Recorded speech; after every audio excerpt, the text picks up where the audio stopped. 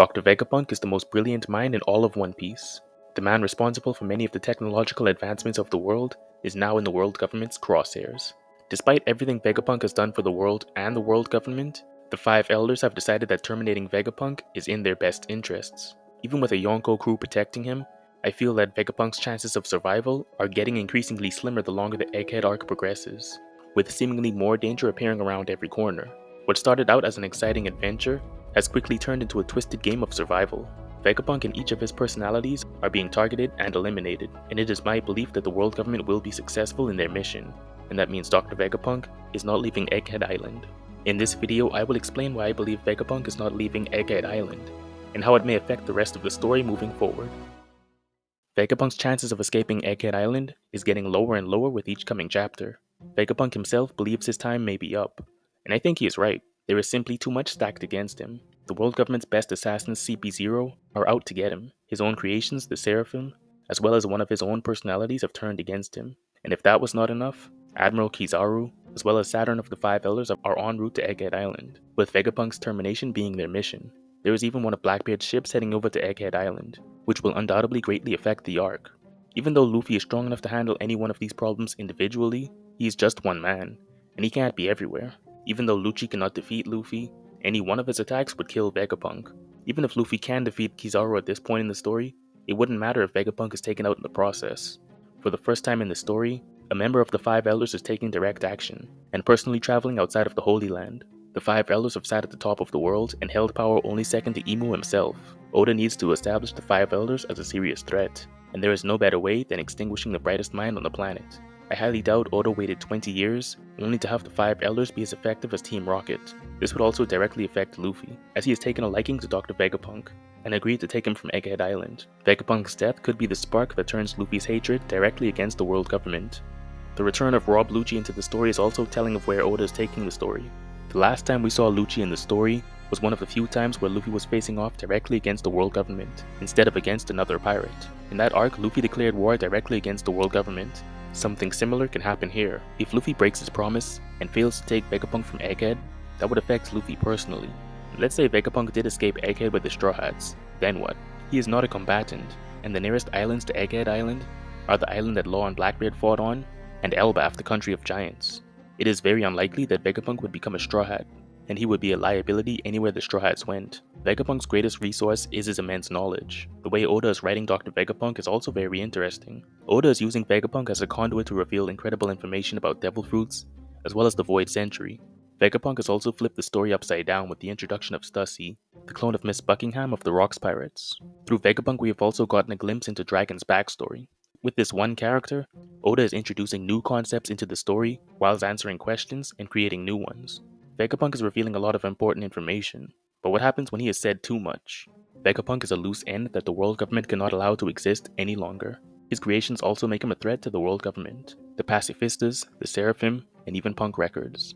I have already done a video on the potential dangers of Punk Records. I will put it in the card above and in the description. The termination of Dr. Vegapunk would also lead to the world government acquiring all of his inventions and research, which in the wrong hands will only lead to more destruction and chaos. Vegapunk has also successfully cloned Kaido's Devil Fruit, which begs the question, which other fruits has he cloned already? Caesar Clown was only able to create Zone Smile Devil Fruits, but Vegapunk far outclasses him as a scientist. The Seraphim were shown using Devil Fruits from Impel Down prisoners, as well as some of the 7 warlords.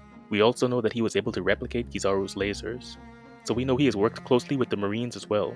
That means the list of potential Devil Fruits he may have cloned is pretty large. Sengoku, Kizaru, Aokiji, Akainu, Crocodile, Magellan. Who's to say he hasn't cloned any of those fruits already? And whilst we're on the topic of clones, we know that Stussy was the first successful clone of Mads, which means there are other successful clones and unsuccessful clones. Who's to say he hasn't cloned any other members of the Rock's pirate crew? Blackbeard could easily be a failed clone of Rock's Zebek. That would explain why Marco said that Blackbeard's body was always different. Weevil could also be a failed clone of Whitebeard. That would explain his immense strength.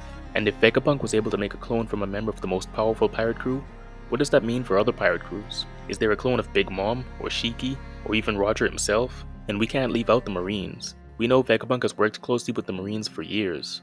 Are there any clones in their ranks that we don't know about? How many clones have we already seen and not know they were clones?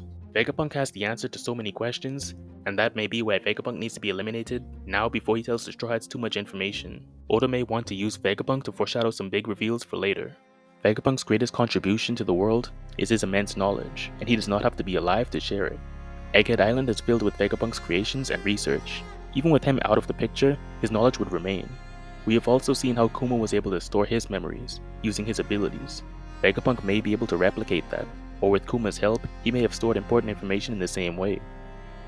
Luffy would not be the only Straw Hat affected by Dr. Vegapunk's death. Ever since the Straw Hats were separated at Sabaody Archipelago, Frankie has been following in Dr. Vegapunk's footsteps. For 2 years, Frankie has been studying Vegapunk's past research, and has developed a deep respect for him. Many of Frankie's upgrades over the time skip can be attributed to the research he studied in Vegapunk's old laboratory, most notably Frankie's greatest technique, the Radical Beam. If Vegapunk is eliminated, he would not be able to complete his dream of sharing his immense knowledge with the world. His will would have to be inherited by the next generation, and Frankie may be the best person to inherit it.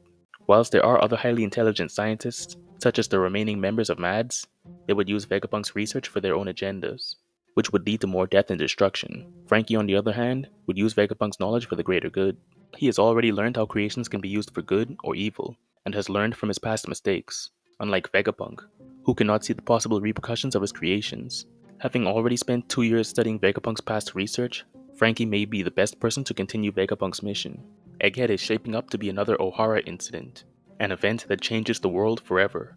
The world government destroyed the island of Ohara and eliminated all of its inhabitants, with the exception of one, Nico Robin. Really two, because Saul is still alive, but we don't talk about that. The people of Ohara were on the path to uncovering the truth about the Void Century, but they were stopped by the world government. The only person left to continue their mission was Robin. She had to inherit the will of her people, the will of Ohara. Vegapunk also parallels Professor Clover in some ways. They are both leaders who have taken an interest in the Void Century. Their interest in the Void Century has angered the world government enough to destroy their islands and eliminate them. Clover died during the Ohara incident, and if history repeats itself, Vegapunk will be eliminated, and most if not all of his research will be destroyed, erasing everything Vegapunk has been working towards and covering up all traces of Void Century research. Even though Vegapunk has teamed up with the Straw Hats, we can't overlook his questionable morality. He has worked with Mads, and he is even playing God with the creation of the Seraphim. Even if he has a sudden change of heart, it may be too little too late. I don't see how Vegapunk makes it off of Egghead Island. Sailing with the Straw Hats seems odd to me.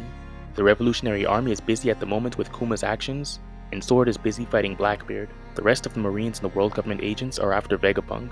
This might be it for the brightest mind in One Piece. But this is just what I think. Let me know what you think. Is Vegapunk going to make it off of Egghead Island, or is this it for him? If he does survive, what will he do now that the World Government wants him dead? How do you think the rest of the arc will unfold? And if you want to see the real reason why Oda had Shanks defeat Kid, you can check out this video. And if you were ever curious how strong Whitebeard would be without his Devil Fruit, you can watch this video right here. Leave a like if you enjoyed the video, or a dislike if you didn't, and consider subscribing for more videos like this in the future. Thanks for watching.